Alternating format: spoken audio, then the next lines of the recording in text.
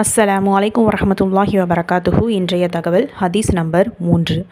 அனிப்னி அப்பாஸின் ரலியல்லாஹு அன்ஹுமா அனின் நபியி ஸல்லல்லாஹு அலைஹி வஸல்லம ஃபீமா யர்வீஹி அன் ரப்பிஹி கால லா யன்பகி லி அப்தின் அன் யகூல இன்னஹு ஹைரும் மின் யூனுஸிப்னி மத்த வ நஸபஹு இல அபிஹி. நபி ஸல்லல்லாஹு அலைஹி வஸல்லம் அவர்கள் தம் இறைவனிடமிருந்து அறிவித்துள்ள ஒன்றுதான் இதுவும். இறுதி தூதரான நான் இறைத்தூதர் யூனுஸ் இப்னு மத்தா அவர்களை விடவும் சிறந்தவர் என்று சொல்வது எந்த அடியானுக்கும் தகாது. இவ்வாறு யூனுஸ் இப்னு மத்தா, மத்தாவின் புதல்வர் யூனுஸ் என அவர்களை அவர்களின் தந்தையுடன் இணைத்து கூறினார்கள். இதனை அறிவிப்பவர் இப்னு அப்பாஸ் ரலியல்லாஹு அன்ஹு அவர்கள்.